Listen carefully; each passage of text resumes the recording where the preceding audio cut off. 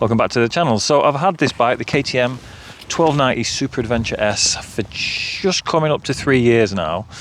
So I thought it was about time I made a review. I've also just rode over 20,000 miles, so it seemed like the right time. So what's this bike been like to live with? Well, it's been amazing, but I'm going to get to the negatives first. I have 3 negatives.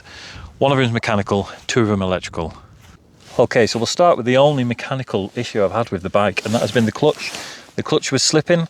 I could feel it on the country lanes, but I couldn't see it. And then when I was on the motorway, I could actually reproduce it and I could see it in the rev counter. Basically, when sort of sat at a constant speed and then opening the throttle, what would happen is the revs would jump up 2,000 revs. The clutch would eventually bite, and then it would take off, and it was good. It didn't do it all the time, but it did it enough that it was annoying and it was something that needed sorting. So at the time, the bike was still under warranty, so I took it back to KTM Motorcycles. They couldn't find anything wrong with it, so I ended up having to sort it myself, and the fix was really easy. So there's 3 springs in here, and at the base of the spring is a shim, like a washer, if you will. So the spring sits on the washer, on the shim. All I did was put 2 shims at the base, which essentially made the spring a little bit tighter. And it's been right ever since I've done that. It was a dead easy job to do. Just lean the bike over so you can take the cover off without the oil coming out. Spring off, extra shim in the bottom, springs back in, cover back on. Job's a good one. Now I thought that by making the clutch springs a little bit tighter, that it would make the lever a little bit stiffer. That wasn't the case, but I ordered an Oberon clutch slave cylinder anyway. So there it is, looking very pretty. I wouldn't say it made the clutch lever any lighter, but what it does do is it gives you a bit more control. And by that I mean it's easier to sort of modulate the biting point. You know, if you're just slipping the clutch, if you're doing like slow stuff, I find it easier now just to hold it on that biting point and just slip the clutch. So the electrical issues, so there was 2 of them, like I say. The first one was a preload adjuster warning. I've mentioned this before, and anyone who's got this bike has probably seen this message. Every now and then when you first start the bike, you get a preload adjuster warning, and the rear suspension goes into like a limp home mode. It's not as good as it can be. It's dead easy to sort out. You just turn the bike off, give it a few seconds, start it back up, and it's good. And there is a way that you can avoid it. You can, when you wake the bike up, let the screen initialize, let the fuel pump prime, take your weight off the bike if you can, if you can stand up with the bike between your legs, and then start it. And if you do that, generally you won't see that message. I used to see it say every once, twice, maybe every 3 months, something like that. But last year I went on a tour to Spain, and I didn't want to have to ask the other riders to wait while I recycled if it happened to me when we were out and about. So the solve's really easy. Just change the battery. The stock battery, I just don't think it can cope with the voltage draw from everything that's happening when you first turn this bike on. So I've now got a lithium battery in here, and that solved it. I don't think I've seen that error message in the 18 months that I've had this battery on the bike. And the only other electrical issue I've had is with this front brake switch. Now I do still get this. Every now and then I get a front brake switch warning on the dash. It comes and goes as you ride in. Generally it's when you first start out, and then it seems to free itself up. You can solve it just by spraying a bit of electrical cleaner around where the micro switch is in the lever. It has started doing it for me again, so I do need to give it another spray. Something and out really. So what modifications have I made to the bike? Let's just have a walk around, and I'll show you what I've done. So I've got a different screen on. This is a Puig screen. I like this one because it's very similar style and shape to the original. It's just a little bit wider and a little bit taller, and it does make a world of difference. I've got the Bark Busters, which I got from a Bike Thing because they do them with this metal part anodized, and I'm glad that I've got these. I've dropped the bike a couple of times, and as you can see, they've took the brunt of it. I've installed, I forget what that's called, but it's a plastic bash plate. I went for that one because I don't really do anything hardcore on here on this bike, but I just wanted some protection. So I went with that plastic one. I forget what it is, A something. I'll put the name on the screen now. Think on. Clutch cover, just been talking about the clutch. So this is a cheap AliExpress job. You can get the carbon one, the power parts one's £100 odd. I think this was a tenner, but instantly, as soon as it arrived, I regretted it. It didn't fit. I had to cut a section out here so that the brake lever didn't catch on it. But a bit of extra protection there when the bike falls off, when the bike falls over. Anything else I've done? Bag, I've mentioned that before. Got a tank bag on now. I've got the wire on for my heated clothing. Denali's. They're great. They just sort of fill in the gap. You know, so the lights on this bike are really good. And they just light up just in front of you to the sides of you. So not sort of down the road, but more the area around you. So yeah, they're great. I've got double take mirrors. I've just installed these recently because when I drop the bike, I sound like I drop the bike all the time. I dropped the bike playing around at the top of Rimington and snapped this part here off. So I thought I need to get some better mirrors. So yeah, I've gone for these, the double take ones. Quad lock on there, the wireless charger. I've got the Navifly GPS thing there, Android Auto, Apple CarPlay. I've got a Touratech mount which mounts on the back of the TFT, which just makes this a lot more secure. That's why I went for that one. Anything else? The Oberon clutch slave cylinder I've already mentioned. I think that's it. Right, that's the negatives and the walk around done. Let's get on the road, and I'm going to go and play with my drone a little bit. So back in February I went to Morocco. If you've not seen my other videos, I'm slowly sort of working my way through that footage and getting different episodes out. But if you've seen them, you'll see that I put this bike through a lot.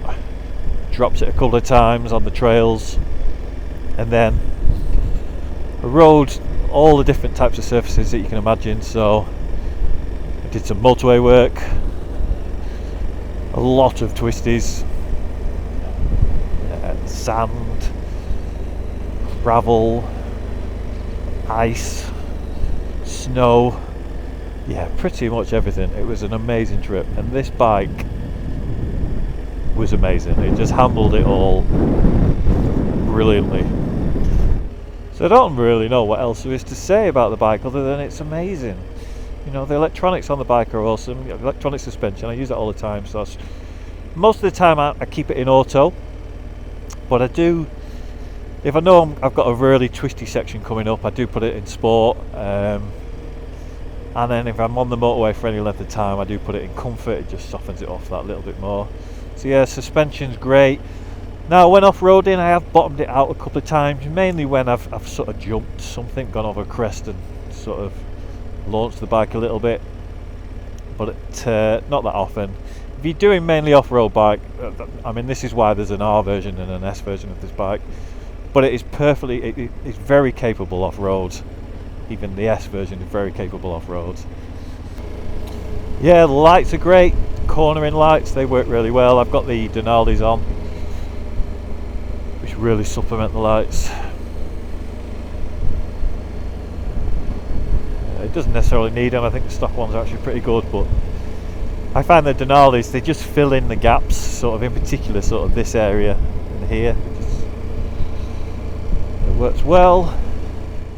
Right, while I'm in this forest, I thought I would give the new DJI Mini Pro 5 a test, or in particular the ActiveTrack, which is supposed to be really good on this drone.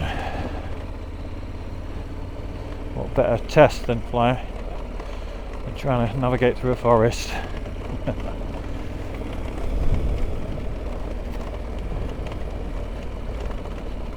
Now, even though I mentioned I've got the Trail Max Raids on and how good they are pretty low at the minute, and I can't half tell when I get in a bit of mud.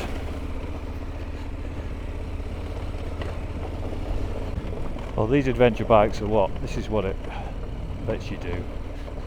This is why I love them. And that's why I love this one in particular, because it ticks all the other boxes as well. You know, it can be a hooligan, wheelies if you want. It's quick, it's good in the bends. You know, it'll hang with most sports bikes.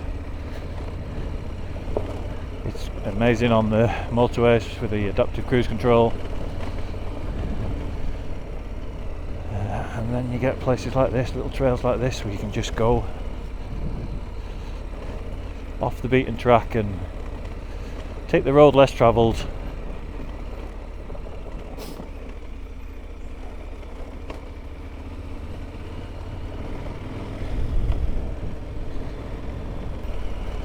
What's it going to make of these people now?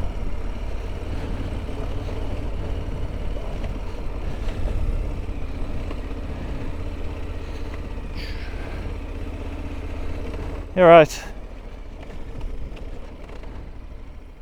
It's on auto movement. I've got it set to auto, so it's sort of navigating around itself, you know, where it goes around you. It's getting itself in a bit of a mess, I think. Where is it? That's up there.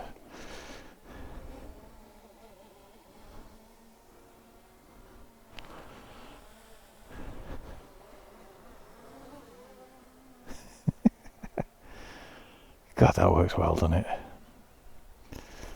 Right, that's enough of that. Right, let's see how it manages this.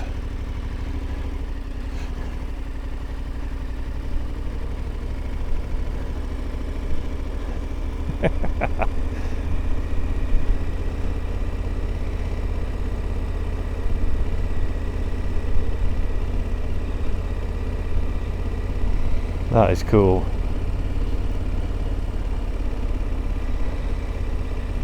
Hopefully we don't meet a bus coming the other way. Which way are you going? Fucking hell.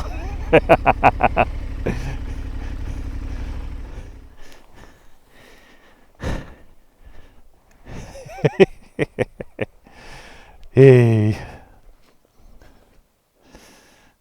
Right, put you away.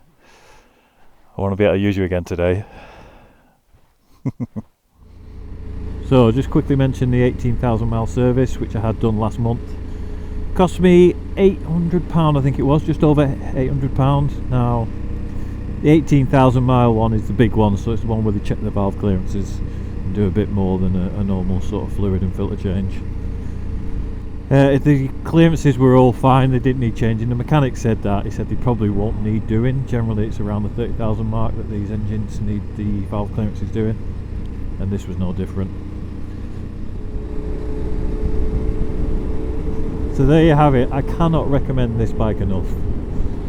It still ticks all my boxes, you know, it's practical, it's fun, it's reliable, it's comfortable, you know, it's everything. You know, like they say with these adventure bikes, if there's only one bike you're going to have in your garage, then this, for me, is the perfect bike.